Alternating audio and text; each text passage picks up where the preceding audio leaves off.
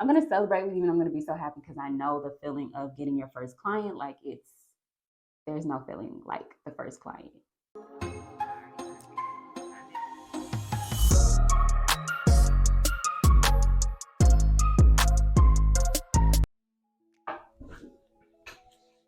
Hey guys, it's Jannika back with another video. Welcome to my channel. If you don't know me, if you haven't subscribed yet, go down and subscribe to this video. Like, comment, let me know what you guys think. You already know what to do.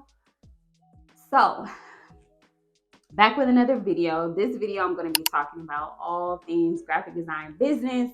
So if you want to learn how to build your business or build a graphic design side hustle, this is the video you're going to want to watch. I have all the tips on how I started at zero in 2020 in the last quarter and was able to take my business from 0 to 20K in about 3 months.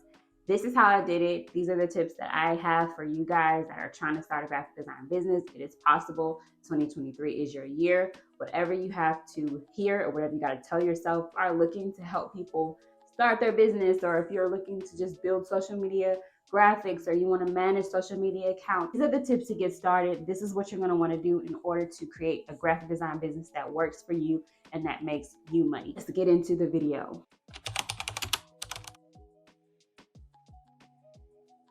So the very first tip that I have for you guys is setting up your business. The very first thing that you want to do as a graphic designer or any creative business that you're running is to set up your business legalities, as this will be important in the long run, and this will be something that you just don't want to have to deal with later on in your business when you actually start making money, because you will start making money. So the very first thing that I would recommend that you do is open up a business account after you have already created your DBA and all your legal names and documents and things of that nature. If you are going to pick out a name before you go to the DBA, I would recommend that you check on GoDaddy or any of those domain type of sites so that you can figure out a name for your business and something that you can kind of streamline on all your social media platforms so that it is consistent for your customers as well as your followers.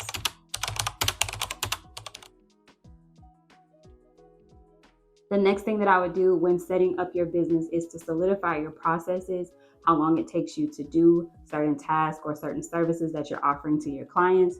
If you are going to be a graphic designer or a social media manager, I would definitely recommend you kind of jotting down how long each of those processes take you, whether it be to create a graphic or to build a website. You want to kind of time how long that takes you. If you already have experience, you kind of want to start timing yourself on your various clients that you're taking on now. If you don't have clients yet, you should kind of start maybe doing some mock-up projects to start timing yourself and understanding how long that process takes. Or you can do a ballpark, how long it's going to take you. Just think about it in terms of that and offer that to your clients as far as services goes. You need help on pricing your design services, I'll make another video for that.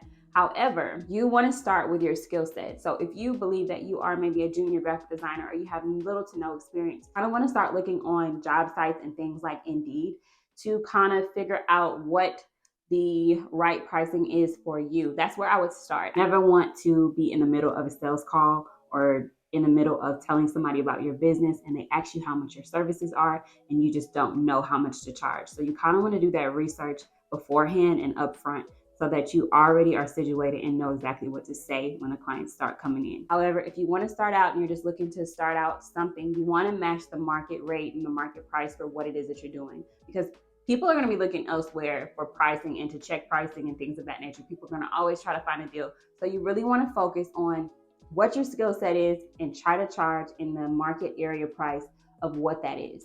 If you have no experience, I'm going to have some tips for you further along in this video, so keep watching. So when designing your business, you also want to think in terms of being most efficient. What can you do to make yourself more efficient? How much time is it going to take for you to create these graphics? How do you want to take in your clients? Do you have an onboarding process? Do you have an offboarding process? If you don't know what those terms are, I'll put them in the video description. But you kind of want to think about your business in terms of that. This is a real business that you're building. So anytime that you're going to create a business, you want to think seriously about what you're doing so you can offer your clients the best of who you are. You always want to be fully committed, 100%, 120% in on whatever it is you're doing so that you can give the best part of you, so that in that process of building this business out, you're also growing as a person, individual, and you're also growing in character. So I know this is not a TED Talk or anything like that, But these are things that you're going to need to do your business in order to be successful in the long run. The next thing I want to talk about in terms of business that is super important is contracts. When I first started out my business in 2020, I was taking on a lot of projects with no contract, no agreement. And I was just kind of going off of faith in that person or in that entrepreneur or solo entrepreneur or even business sometimes when it came to that. And so that was frustrating a lot of times because a lot of times the designer or the creator, artist, you would say, kind of gets taken advantage of sometimes in that instance. So a contract or an agreement that trumps a verbal agreement only is definitely something you're going to want to implement into your business. When I first started out, I had to, and I still sometimes do, update my contract according to the client that I was working with or the stipulations that we were agreeing to. So if you have certain deliverables that you're offering, certain services that you're offering, a price point or a price agreement that you guys have already agreed to, or even a payment plan as to how they're going to get you the money and the dates that they're going to get you that money, you definitely want to include that into the contract so the client can see it, but as well so that you can see it and that y'all both can sign and agree to that document. And so this also protects your client, but it definitely protects you as a designer and a creator, because a lot of times people see artists as people that do free work. So contracts are super important. So the next thing that you want to consider is how you're going to take your payments, how you're going to take invoices. You want to understand how you're going to be getting your money from your clients when those clients start rolling in. And you want to think about how much is this invoicing service going to cost me? Am I going to make my own invoices through Canva? And then how am I going to accept the payments? Am I going to be accepting payments through Cash App, through Zelle? But of course, you want to do everything in the best way legally so that when taxes need to come out, you already know what you're going to be giving and what you're going to be doing. So do some research there. So initially, when I first started out my business, I was making my own invoices. However, you might want to start with a invoicing app, something like Wave, something like Honeybook, a CRM, customer relations manager, something like that, so that you can kind of get in the process of getting those invoices, taking the payments out, separating the money in the way that it needs to be separated. I'm talking about all these things first because these things are important. These are things that nobody talks about. Nobody talks about the business side of graphic design, but you really want to think about that because it's going to affect everything in the long run. So think about how you're going to take those payments. Think about the business banking account that you want. Think about the name. Think about the logo, the website that you're going to need in order to take those services, in order to generate leads and all these things that you're going to need for your business first starting out.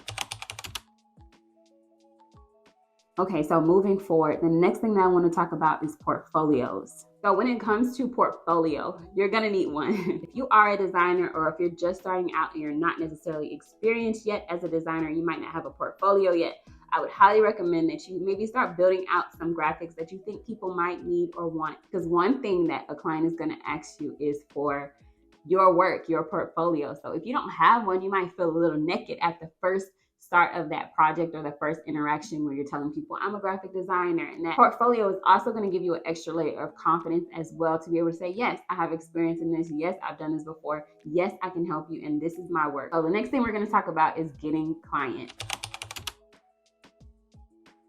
So this was a huge deal when I first started searching to be a graphic design business and trying to figure out how to grow my social media accounts and how to grow my clientele and how to pull these leads or followers that I was getting from social media to now have them as clients. Definitely hard work and definitely can feel overwhelming at the very start. But I want to encourage you and let you know that you can absolutely do this. Getting clients is not as hard as you think that it is. These are some tips that I have for you to help you get started and help you get your first client. I'm going to celebrate with you and I'm going to be so happy because I know the feeling of getting your first client. There's no feeling like the first client or the second client or the third client because you're like getting clients. So a big thing you need to know about getting clients is having the right mindset. You have to stay positive. There will be days where you might not be getting any clients or you might not be getting any bites. That is okay. That is part of the process of growing as an entrepreneur, figuring out what to do, figuring out how your business works. So do not panic. Though you want to keep going and be consistent and be persevering in this, that you will get clients eventually. Your work is valuable. Your work is good. You just have to put it out there. You just have to get the right people seeing it and putting eyes on it. A lot of sales is a numbers game, or at least being relational and letting people know what you do. My number one tip for getting your first client is working for little to no cost. Now, you might be looking at me like, what? I thought you just told me that we're going to be getting our first client making some money. That is the goal. So, little to no cost means that you could absolutely be making a profit. You just might not make the profit that you want to make immediately. So, what this means is that you're going to be taking a low cost client to build your portfolio, to build out your experience, and to build your expertise. You might be thinking, what? I don't want low cost clients. I want the full on clients right now. But to be honest, guys, my very first client and the clients that led me to get $20,000 in my first 3 months were low cost clients and low ticket clients. This did three things for me. This helped me to build out my portfolio. This helped me to get real clients and real people. This helped me to get experience. And sometimes I was able to provide these websites or these graphics in little as a day or something like that. So this was something that was helpful to me, and I was able to make, some type of profit, whether it be that verbal testimonial or whether it be some type of money or cash. Maybe at the time that I first started doing my websites, I was making like $250 to like $300 to create a website. Basically, after I built out my portfolio and I worked with some lower end clients at the very beginning, I began to scale up and increase my prices over time very slowly. Because I had a lot of returning clients, and I had clients coming saying, oh my gosh, we loved your service. I want to bring my friend over. She would need the same service from you.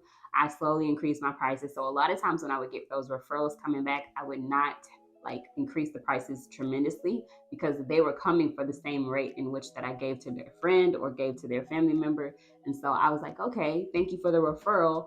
I'll do them for the same price. This will be my paying it forward to you. When it comes to marketing your service, what I highly recommend right now in 2023, and you're going to hate that I'm saying this, but I want you to market yourself daily.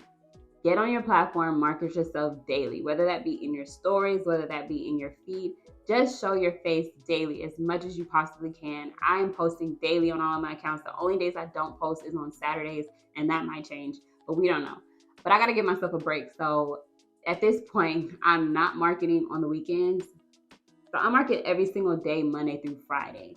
I'm marketing and I'm making sure that I'm getting the word out there about what I'm doing. Initially, when I first started out my business and I was able to go from 0 to 20K in about 3 months, I was not using marketing platforms to market myself. It was a lot of relationship building. It was a lot of guerrilla marketing. I bought myself some business cards. I went and I passed those out wherever I was going. If I worked out at a gym, I used to work out at F45. I would go tell people that I was doing that business. A lot of people are looking for different type of services and trying to start businesses. So it's best to pass out your business cards. I know a lot of people use Dot and this and that, but I would pass out the business card just so you can have it in your wallet, just so you can see what I'm doing, just so you can see that I'm serious about this business and what I'm doing. So I would talk to my friends and family about the businesses that I had. I would ask my friends and family, hey, do you need any graphic design work? Do you need a website? Can I help you with this? Can I help you with your social media? So you really want to kind of start to stand out in your family if you are someone that is looking into graphic design as the one that can do graphic design, the one that can do social media, so that you can be branded in people's mind as the go-to for social media, as the go-to for graphic design, as the go-to for creativity. You really want to kind of start standing out in people's minds about that. And it's very simple. You just go to your family. That's the easiest people to get business from at that point, because they already believe in you. They already love you. They already want to see you succeed. So they're definitely going to give their business to you. And if they see your work too, then they're like, oh my gosh, yes, we're doing this. Let's do this now.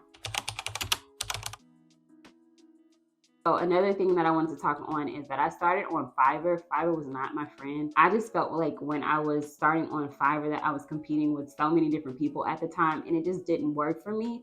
And you'll find that when you're starting out your business, there's things that just don't work for you. And I really want to encourage you, if things are just not working for you, if a certain platform is not resonating with you, your personality doesn't mesh with it, what you like to do doesn't mesh with it, I would really recommend that you just try a different platform. You just try what works for you and just keep trying and keep evolving in that way. Just try to figure out the platform and how it works, first of all. And then if it doesn't work for you, or if it's not giving the results that you're trying to see, just move to another platform or try a different marketing techniques so that you can kind of get your business out there that way. Fiverr was not my friend. Fiverr might be your friend, but it was not my friend. Friends and family was a huge game changer for me in terms of helping me build my business. And now I'm able to take on complete strangers. And, I have all the experience. I have a portfolio. I've built out a Behance account. That was also a great way to build your portfolio now. That will be the key to bringing in multiple clients at the very start. When it comes to, grabbing clients that are outside of your family or friends, this will be something that you have to do more strategically. But I can create another video for marketing and how to get clients beyond your friends and family. But this is definitely going to be the start, or where you want to initially start when it comes to marketing your business. That's all I have for you today. So that is the end of the video. I hope you guys like this video. If you watched all the way to the end, hit the subscribe button if you haven't already, and like and comment below what you want to see from me next. I hope you guys enjoyed this video. See you in the next. Peace.